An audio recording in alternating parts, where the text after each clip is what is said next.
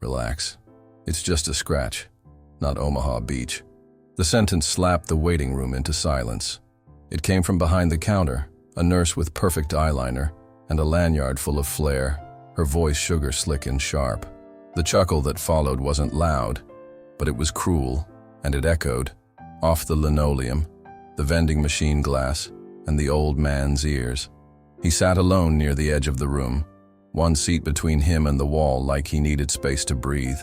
Blood crept from just above his brow, slipping down the side of his face in a slow, wet line. It soaked into the collar of his worn jacket. He didn't reach for help. He didn't look up. He just folded the handkerchief again, third time now, and pressed it gently to the wound. "Sir," another nurse said from behind her desk, barely glancing up. "You need to stop dripping on the floor. Someone could slip." He nodded. That's all. Just a nod, not an apology, not defiance. Just acknowledgement, like someone trained long ago to say, "Yes, ma'am," with their body before their mouth ever moved. In the corner, a child whispered to his mother, "Why is he bleeding?" The mother said nothing. A television muttered weather warnings no one heard. Phones rang. Sneakers squeaked. But somehow the old man's silence was the loudest sound in the room. And still, no one moved. But someone else had noticed. If you believe every veteran deserves respect, please subscribe, because every view helps this message reach those who need it most. Harold Monroe had been coming to this clinic every Tuesday for nearly 13 years. Same hour, same bench, same folded notebook tucked in the inner pocket of his coat. The one with the missing button and the faint smell of oil and tobacco that had long since faded from his clothes, but not from memory. The routine mattered. He'd once explained it to a younger man beside him in the pharmacy line, though the boy barely listened. "Discipline," Hal had said quietly, "keeps the rest from unraveling." But no one had asked for wisdom. Not then. Today, he arrived as usual, slight limp in his right leg. Left shoulder rolled a bit lower than the other. His shoes were clean, not polished. He'd stopped polishing when Louise passed, but still tidy, still laced with purpose. His hands bore deep creases, scars that no longer remembered what caused them, and his left thumb trembled when he signed his name on the clipboard. He'd slipped in the parking lot, just a few minutes before check-in. Asphalt cracks and loose gravel didn't care much for old knees. His head had struck the bumper of a dusty sedan, just enough to slice the skin, not enough to take his senses. He'd wiped the blood as best he could, found his balance, and walked in without a word. The front desk hadn't noticed, or hadn't looked. He took his usual seat beneath the drafty vent. It hissed a little whenever the thermostat kicked in. He liked that seat, not because it was comfortable, but because it let him see the whole room. The intakes, the hallway to triage, the elevator that sometimes wheezed when it opened. He made quiet sketches of it all, sometimes half-finished outlines of tired faces, crooked spines, sagging eyes that had seen more than most believed. His hands weren't what they used to be, but the pencil moved slow, and that helped. Today, though, he hadn't drawn. The blood had started again, warm and steady. He'd pressed a napkin from his coat pocket to his forehead. The first one soaked through in minutes, then the second. Now, his third, a wrinkled cloth handkerchief, once white, folded neatly, cradled in his palm. His elbow rested on his knee. He leaned slightly forward, letting gravity do some of the work. The pain was dull, more pressure than sting. He'd felt worse, much worse. What bothered him wasn't the bleeding. It was how many times the staff had walked past without looking. He didn't expect a red carpet, didn't want one, but a towel, a look in the eye, maybe a "hang in there, sir," even just a nod. Nothing. The nurse who had laughed now typed something into her screen, occasionally glancing toward the hallway as if the old man's presence had become a problem that might delay her lunch. The janitor had passed by earlier, pushing a mop with one hand, the other scrolling a phone. He had looked at Hal's boots and muttered something about making a mess. A young man with a sprained wrist had been called in 20 minutes ago. A teenager with seasonal allergies 5 before that. Harold Monroe had been waiting 47 minutes. He checked the clock without moving his head, just his eyes, sharp as ever, though tired. In his mind, the minutes passed differently. They weren't numbers, they were places. Minute 1 was Hugh. Minute 2, the jungle north of Chulai. Minute 24, the inside of a Chinook, belly down, covered in the sweat of men who stopped breathing halfway home. Every room he sat in, no matter the size or shape, became part of the map eventually. A small cough pulled him from thought, not his own. A man seated 2 chairs over, early 40s, hoodie pulled tight around his face, looked hungover, looked like trouble. He looked at Hal for half a second and then away, pretending he hadn't. Hal shifted slightly. His back ached. His ribs did too. The left side still sang on cold days. He wasn't sure if that was the shrapnel or the time. He looked down at his folded handkerchief. It was soaked now. Still, he didn't speak. Across the room, a mother tried to quiet her child. The boy kept looking over at him, not scared, but curious. That raw, innocent curiosity of someone who still believed adults had answers for everything. The receptionist called a new name. Someone shuffled forward. Harold Monroe adjusted the handkerchief once more. When he pressed it to his head this time, his fingers trembled, just slightly. He clenched his jaw, not out of anger, just to steady himself. The blood wasn't the issue. He'd lived through bleeding before. It was the silence that stung. The kind that confirmed in subtle, heavy ways that a man can outlive the world he helped build and still be treated like nothing more than a nuisance in it. And still, he sat, breathing evenly, waiting. Harold Monroe shifted in his seat, careful not to lean too far forward. Blood moved faster when the head dipped too low. He folded the handkerchief again, seeking a dry edge that no longer existed, then gently pressed it back to his temple. The pain was dull, not sharp. That worried him more than it should. The lights above him flickered once, then steadied. He noticed things like that, flickers, rhythms, the way people talked when they thought no one was listening. Behind the reception counter, the keyboard clicks had turned more aggressive. The nurse with the bright lanyard was arguing with someone on her headset. Not loudly, just with the clipped sharpness of someone who wanted you to know she was tired, important, and underappreciated. Harold didn't listen to the words, just the tone. It reminded him of a lieutenant he once knew. Young, clean, panicked behind the eyes.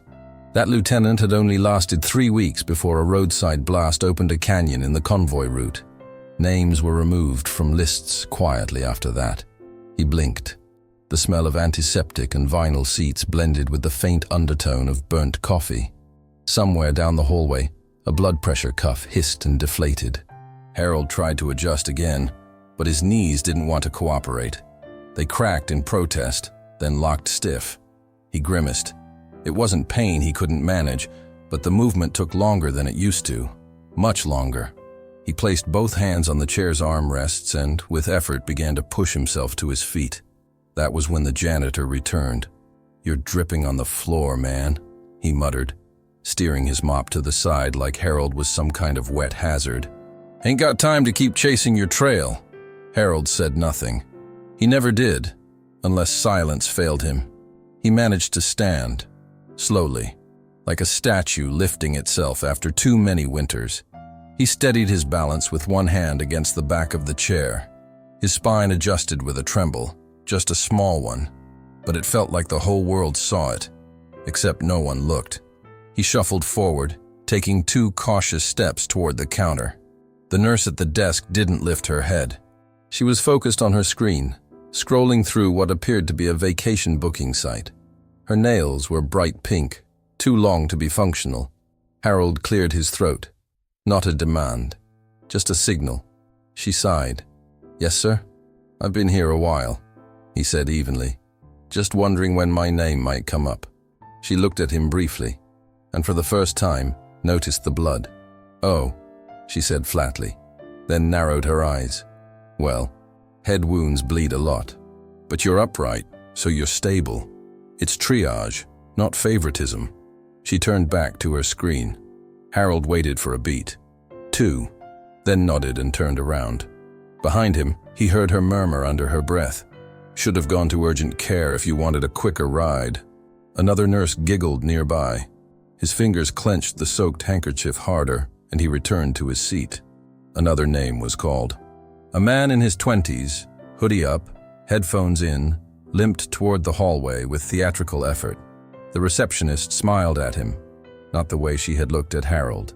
It was softer, friendly. The boy with the backpack stared again. His mother pulled him closer, whispering something in his ear. The boy looked down, embarrassed. Harold sat, slower this time, with his weight on the stronger leg. He closed his eyes for a moment, long enough to let the white noise settle in. And that's when it came. A voice from behind, casual and cruel. "Look at this one," someone muttered. "Takes 10 minutes just to cross the room. Should install a ramp just for him." It wasn't said to Harold. That made it worse. It was said about him, loud enough to hear, quiet enough to avoid confrontation. A different nurse passed by then, a tall man with a clipboard and a caffeine addiction. He glanced at Harold and wrinkled his nose. "Sir," he said without stopping, "you'll need to stay seated or leave. Can't be wandering around in your condition." He was already down the hallway before Harold could reply. Harold didn't move. He didn't flinch, but his jaw tensed, not in anger, but in control. Control was all he had left. In another corner, a vet he didn't recognize was filling out paperwork. Younger, clean-cut, tattoos half hidden by sleeves. He looked up at Harold, met his eyes for a second, then looked away. Not in shame. Not yet. Just not ready. The minutes dragged like boots through river mud. Harold adjusted again. The pain behind his left eye had grown. Not pounding, more like a pressure building behind a dam no one knew was cracked. But still, he waited. Still bleeding. Still silent. "Sir, are you disoriented? Do you need psychiatric?" The voice came from the left, sharp and firm, clipped like someone practicing authority more than living it. The security guard stood over him now, not tall, but positioned to feel taller, one hand on the edge of his belt, the other already resting near his radio. Harold looked up slowly. His eyes were steady, but tired, not confused, not frightened, just done. "I'm waiting for my name," he said. The guard didn't flinch. "You've been here a while. Some folks think you're in distress. You bleeding from the head and wandering around makes people nervous." "I stood once," Harold replied, "to ask when I'd be seen. And you're still bleeding." "I know." The silence that followed was the kind that thickened the air. Conversations around them dulled to a hum. Even the television, still stuck on a loop of wellness tips and pill commercials, felt farther away. The nurse with the pink nails peered over her screen, lips pursed like she was deciding whether to intervene. She didn't. The guard's radio crackled, a low buzz of static and garbled code. He didn't respond to it. "You got someone with you?" the guard asked. Harold shook his head. "You sure you're not confused, sir?" A long breath then. "I've been bleeding for 47 minutes. That's all I'm confused about." The guard's posture tightened. "I can escort you to the psych wing if—" "I'm not a danger," Harold interrupted softly but firmly. "Not to anyone in this room." The nurse behind the desk stood abruptly, walking toward them, clipboard in hand. "Sir, please, you need to remain seated. Your name will be called in order. Causing a disruption won't help your case." "Bleeding isn't a disruption," someone muttered from the chairs behind. It was the young man with the tattoos. He didn't raise his voice, but it carried. The nurse turned toward him. "Sir, do you work here?" "No," the man said, standing up slowly, "but I've bled before. Enough to know that head wounds don't wait politely." "Security," the nurse said, voice sharper now. "Please escort him outside if—" "No need," Harold said. He was still seated, still calm.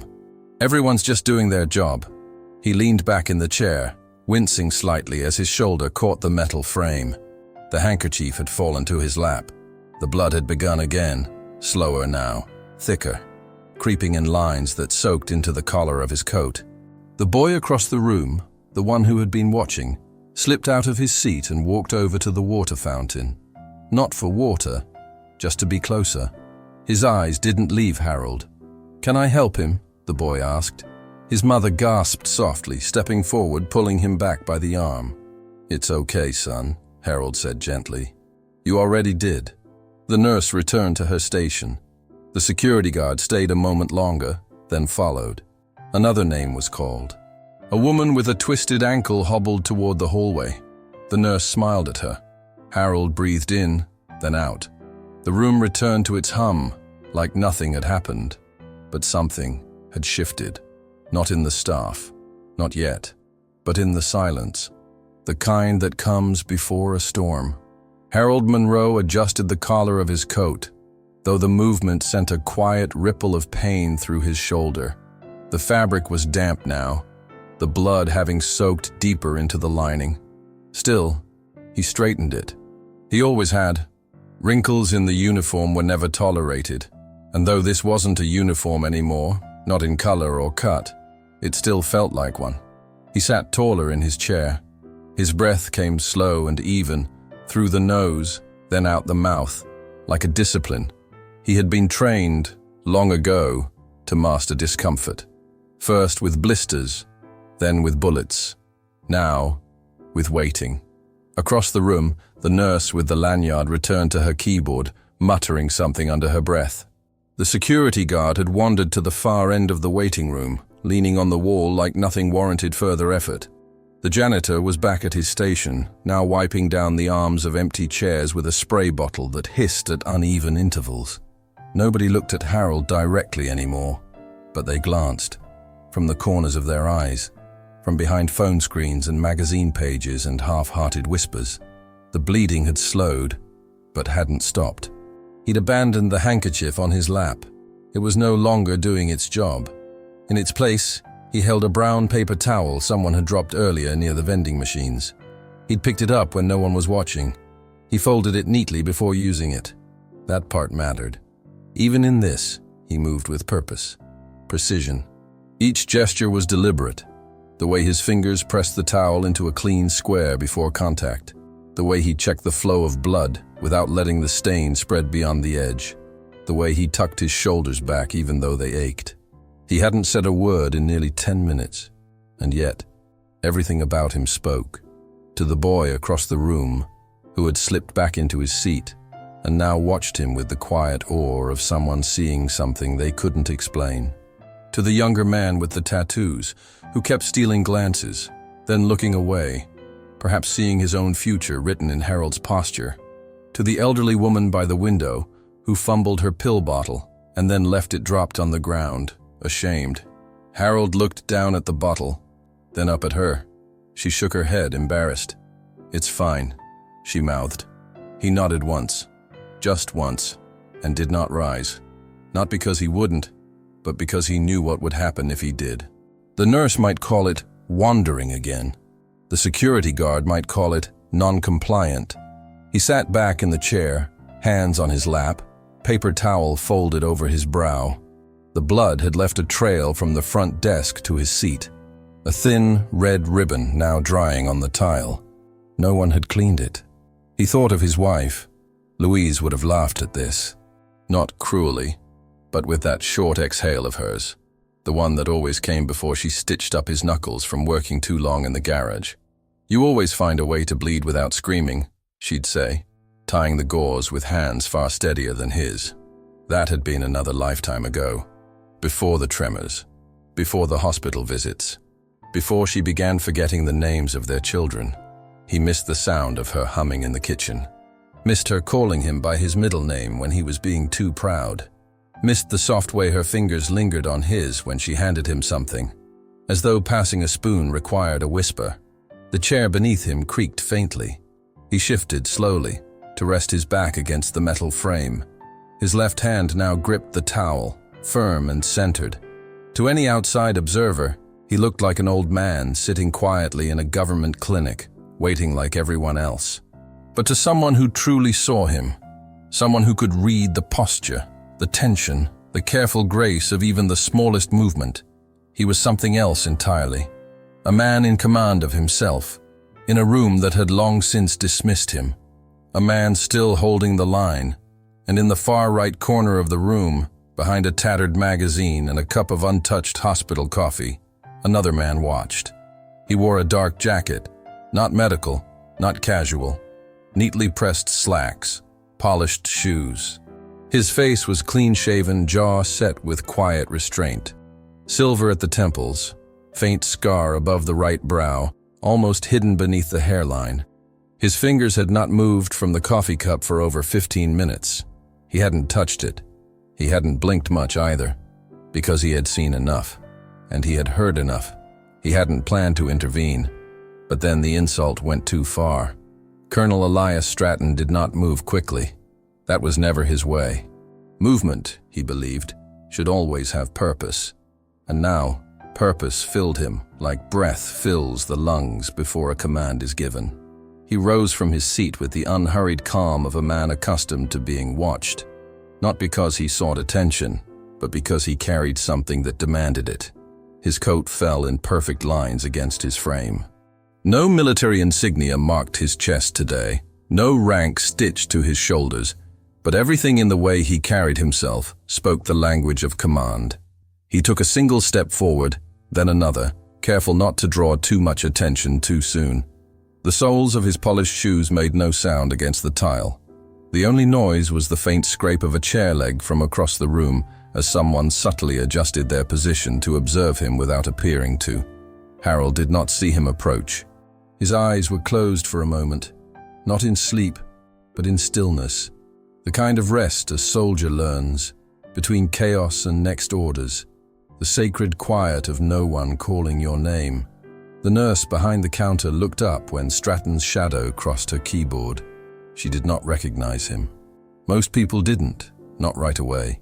He looked plain in some ways, unthreatening. But there was something in his presence that unsettled. Not fear, exactly, but unease, like seeing a flag at half-mast without knowing why. "Excuse me," Stratton said, voice low, calm, direct. "What is the current triage protocol for head injuries presenting visible blood loss?" The nurse blinked, caught off guard by the question's precision. That depends," she said, glancing at her monitor. "Depends on how much blood, the patient's vitals, what else is going on in the ER, and the age." Stratton's eyes didn't leave hers. "Are you aware that the man sitting beneath that vent has been bleeding from a cranial laceration for nearly an hour?" She frowned. "Sir, I don't know who you... Do you know his name?" She paused. "It hasn't come up yet." "It has," he said. "It was written clearly on the sign-in sheet, 49 minutes ago. Harold Monroe, 84 years old, retired United States Marine Corps, 2 combat tours, 1 Silver Star. Shrapnel still lodged in his hip from Hill 55. Not that you'd know, because you never asked." The nurse's hand stilled on the mouse. "I asked you a question," Stratton said again, evenly. "What is the protocol for head injuries in a veteran presenting solo, bleeding openly, and ignored by staff?" She tried to recover her composure. "If he's stable, sir." "Do you know what stable looks like after jungle trauma and prolonged adrenaline conditioning?" Stratton asked, not raising his voice, but making it unmistakably heard. "Because I do." Silence crept across the waiting room, slow and wide as tidewater. "I'm going to need to see your supervisor," Stratton added, "and in the meantime, you will personally flag his intake for immediate evaluation. I'll walk with him."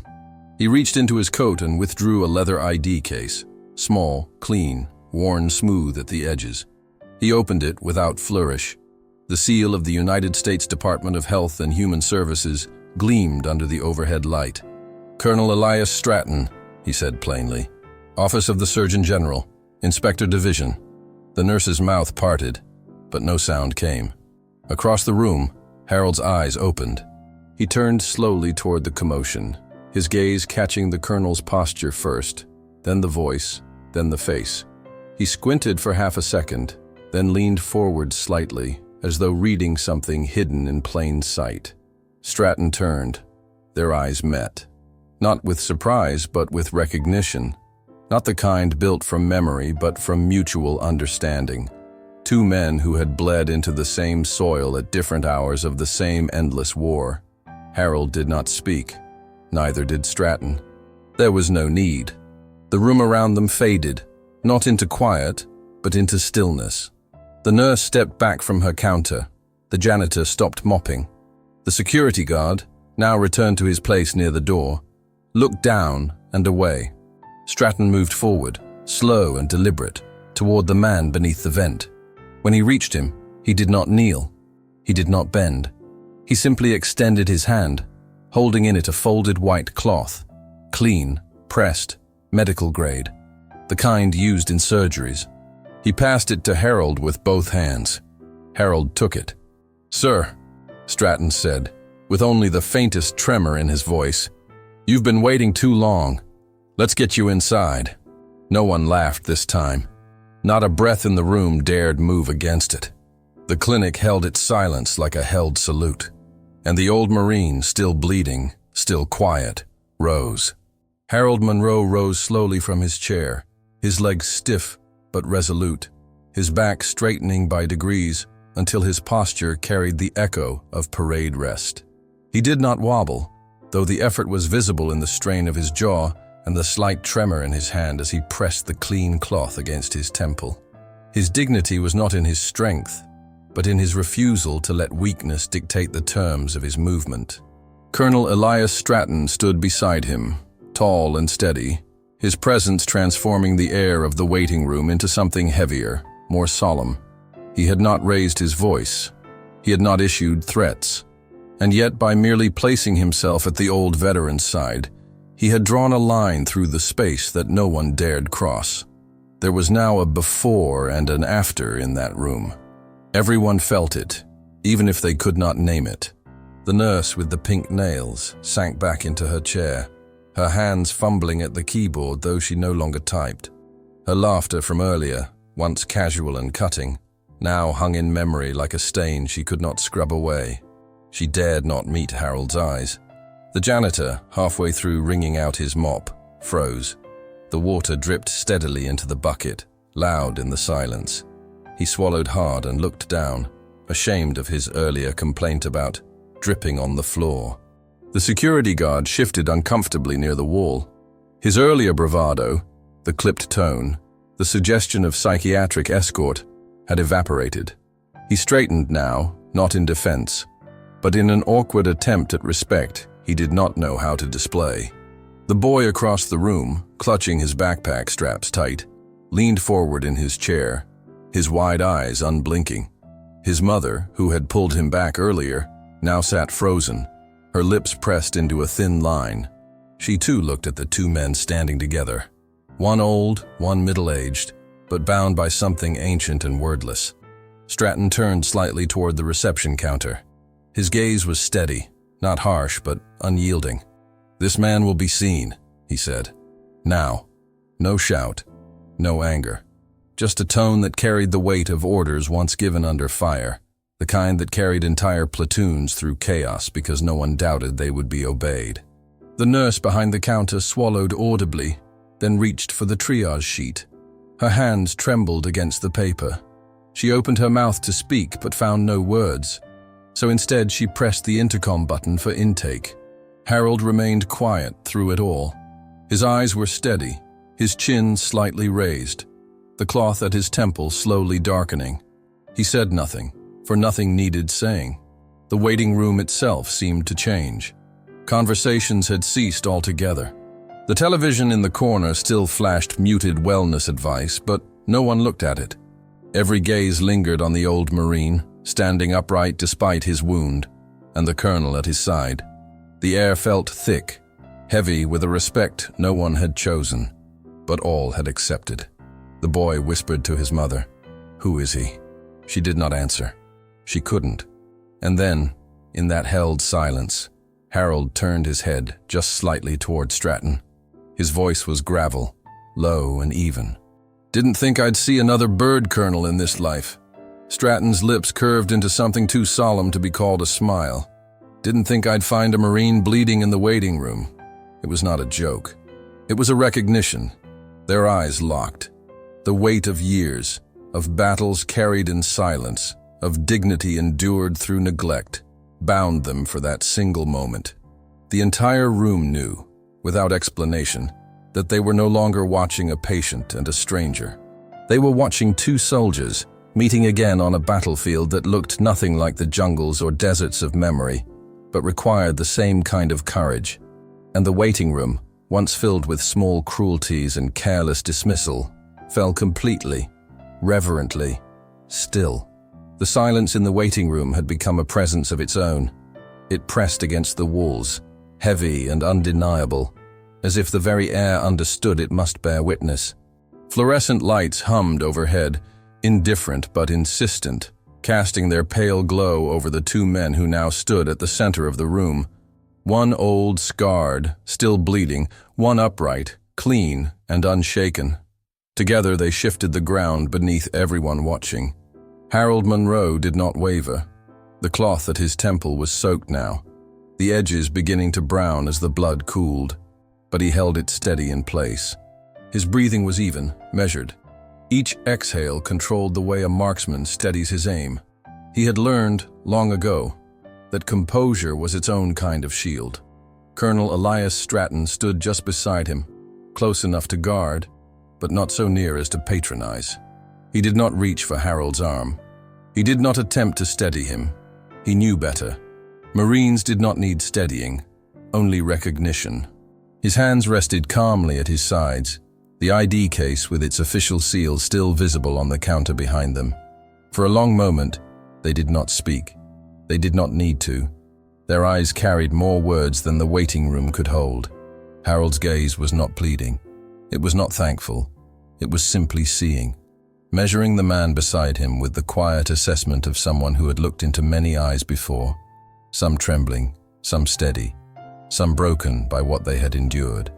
In Stratton's eyes, he saw something familiar, not pity, not arrogance, but the gravity of shared endurance. Stratton, in turn, saw in Harold not just an old man with blood on his temple, but a Marine who had walked through fire and kept walking, who had mastered silence not as retreat, but as discipline. In Harold's steadiness, Stratton recognized a mirror, older, weathered, but still iron beneath the years. The people watching could not articulate it, but they felt it. Something had passed between the two men, an unspoken vow, an old recognition renewed. It was not loud, not dramatic, but it was undeniable. Harold's lips curved just slightly, into the faintest ghost of a smile. It was the kind of smile that belonged only to men who had carried stretchers in mud, who had counted seconds under incoming fire, who had learned that sometimes survival itself was the greatest victory. Stratton gave a single nod in return. Short, precise, enough. In the back of the room, the nurse who had laughed earlier shifted her weight and slipped quietly toward the staff door. She did not want to be seen. The security guard adjusted his stance again, his hand no longer near the radio, his posture no longer puffed with false authority. The janitor lowered his mop into the bucket, the water rippling softly as if acknowledging the shift in air. The boy with the backpack leaned forward, his knuckles white on the straps. He whispered again, this time without asking his mother. They know each other, and in a way, he was right. Stratton reached into his inner coat pocket, slowly, deliberately. The entire room seemed to hold its breath, waiting for what might come next. But instead of pulling out proof, he spoke. His voice was calm, even, but louder now, meant for every ear present. "Tell me," he said, eyes still locked on Harold's. "What was the terrain like at Hill 55 after the mortars cleared?" The room went stiller than still. Even the television in the corner seemed to pause between frames. Harold did not hesitate. His voice came steady, carrying the cadence of memory. "Red clay," he said, "like rust, steam rising off the dead." A murmur rippled through the room. Some gasped. Others simply lowered their eyes. No photograph, no medal, no plaque could have spoken louder than that. Only the truth, carried in a veteran's voice. The words hung in the air like smoke that would never clear. Red clay. like rust, steam rising off the dead. They did not belong to this room of white tiles, vending machines, and antiseptic. They belonged to a different world, a world most people had only read about in brittle textbooks or seen in grainy footage, yet spoken aloud here by this quiet, bleeding man. The memory of Hill 55 invaded every corner of the waiting room until even the fluorescent lights seemed to flicker in recognition. No one moved. No one dared. Harold Monroe sat again, slowly, carefully, easing himself into the chair with the precision of someone who had endured countless inspections. His back remained upright. He did not slouch. The soaked cloth stayed pressed against his temple, his hand steady despite the tremor that threatened beneath the surface. His breathing was shallow, but it carried rhythm, as though he was still in formation. Colonel Elias Stratton remained standing beside him, his jaw set, eyes fixed on the man he had just called to memory. His words had not been for the staff. They had not been for the onlookers. They had been for Harold alone, a password spoken between soldiers, one that could not be faked, one that would cut through time and prove truth.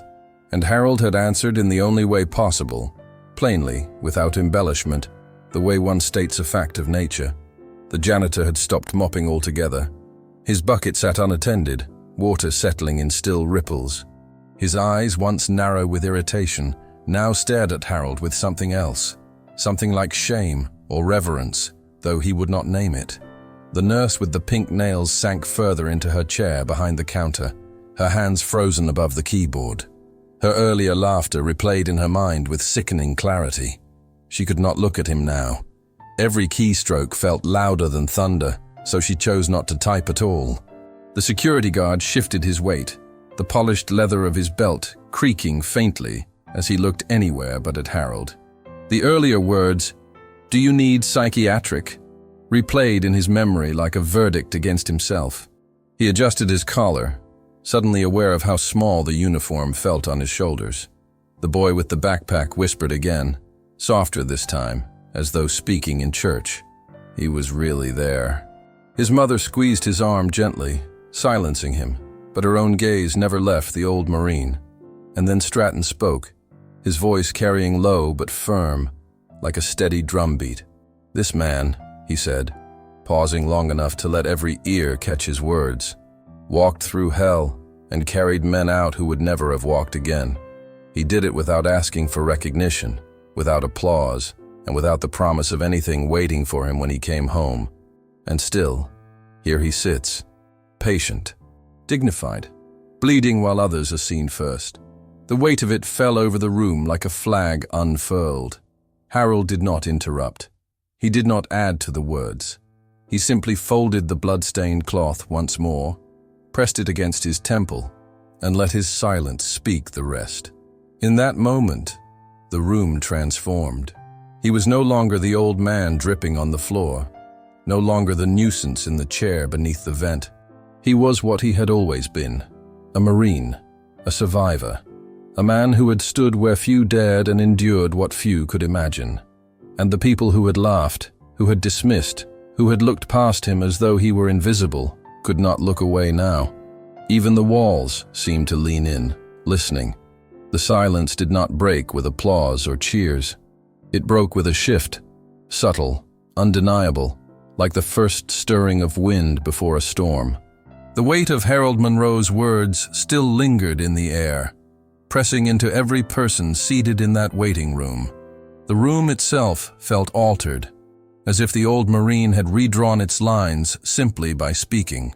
Colonel Elias Stratton turned toward the counter, his every step precise, each one striking the tile with measured intent. He did not rush, he did not need to. Authority moved with him, woven into the way he carried his shoulders, the set of his jaw, the stillness of his gaze. He stopped before the nurses' station. The staff behind it shrank slightly, their earlier superiority drained away in the gravity of his presence. "You will process this man now," Stratton said, his tone not raised, yet filling the room. "He will receive immediate evaluation for cranial injury, followed by a full scan, a private consult, and corrections to his medical file that should have been made years ago. His words did not allow space for contradiction. They were not suggestions. They were directives.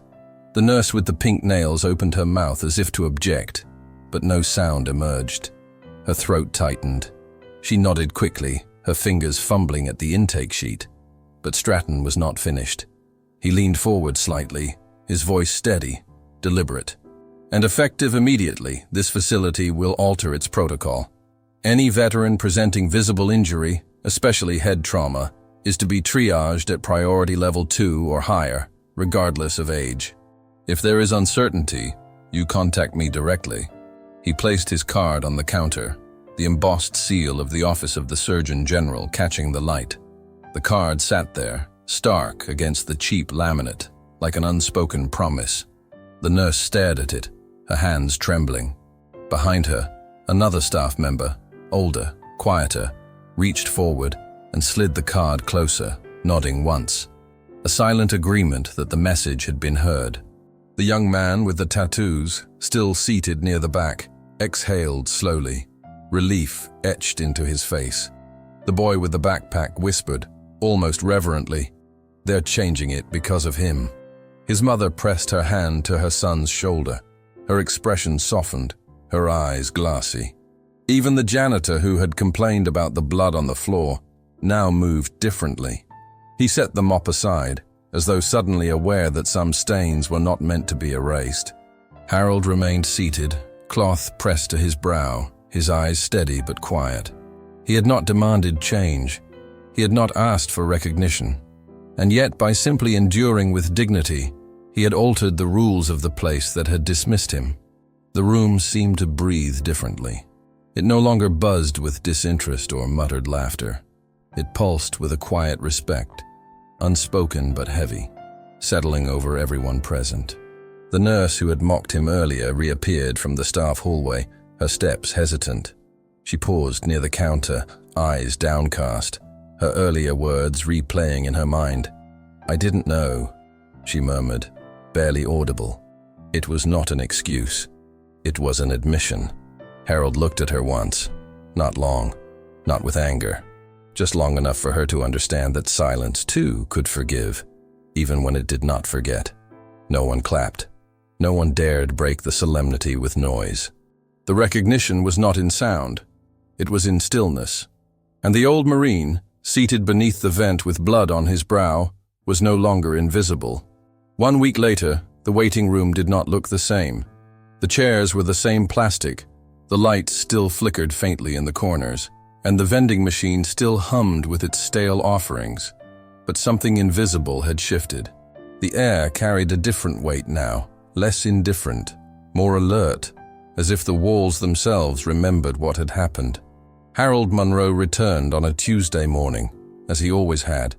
His jacket was the same, frayed at the cuffs, patched at one elbow. The small notebook was tucked into its pocket, pencil stub sharp and ready. He moved carefully but with purpose, leaning slightly on his cane, the scar on his temple faint but visible, a healed mark of the day the room had been forced to see him. When he entered, heads turned, not in judgment, not in dismissal, but in quiet acknowledgement. A nurse at the counter, not the one who had laughed, but another, older and grayer, nodded to him. It was not grand, but it was deliberate, respectful. He signed his name on the sheet, as he always did. Slow, steady letters. Then he took his place beneath the vent, the chair that had become his. The boy with the backpack was there again, seated with his mother. He lifted a hand shyly, as if saluting, and Harold answered with a small nod that carried more weight than words. The young veteran with the tattoos appeared too. He crossed the room and sat beside Harold without hesitation, shoulders squared but softened in his presence. From his pocket, he pulled a packet of gum, offering one silently. Harold accepted, unfolding it with the same ritual care he gave to every gesture. The protocol had changed. It was already visible. A veteran with a bandaged arm had been brought back before a woman with a minor sprain, the order of intake reshuffled by the new directive. The nurse at the counter explained it plainly. Veteran head injuries, visible trauma, higher priority. She said it without irritation, without hesitation, as though it had always been so. The nurse who had laughed was still there. She kept her distance, her eyes lowered whenever she passed Harold. Her tone with other patients was softer now, her steps less hurried. It was not penance, it was adjustment, the slow work of someone who had been confronted with a truth they could not unsee. Harold opened his notebook, pencil moving in steady lines. He sketched the room. The boy's backpack slouched against a chair leg, the janitor leaning on his mop with less impatience than before, the nurse at the counter trying to hide her nervous glances, the veteran with the tattoos seated beside him like a silent shield. The drawing was not for anyone. It was for him, a way to mark that something had changed, even if the world outside never noticed. When his name was called, it was called with care. Mr. Monroe, not sir, not patient. His name, spoken clearly. He rose, slowly but steadily, and walked toward the hallway. His cane tapped a rhythm on the tile, steady as a drumbeat. For once he was not invisible. For once the room seemed to part slightly, not in pity, but in quiet respect. Before he disappeared behind the triage door, he paused and looked back at the waiting room. His gaze lingered on the boy, the young veteran, the staff. He gave a single nod, sharp and precise, the kind of nod only soldiers shared. The boy grinned. The veteran with the tattoos nodded back. The nurse at the counter lowered her head, and then Harold turned and walked through the door. The waiting room exhaled as one. A new tradition had begun, not with a plaque on the wall or applause in the air, but with a change in protocol, a shift in posture, and a community that had learned to see what it had nearly forgotten. The old Marine had not demanded it. He had not asked for honor. But by his silence, his endurance, and his dignity, he had reminded them all what respect truly looked like. If stories like this resonate with your heart, like and subscribe for more untold moments of honor and kindness. Let us know where you are watching from, and if this moment brought back memories you carry with you. The best way to honor their memory is to keep listening. Click on the suggested video now, and we'll walk together through another untold chapter of courage and sacrifice.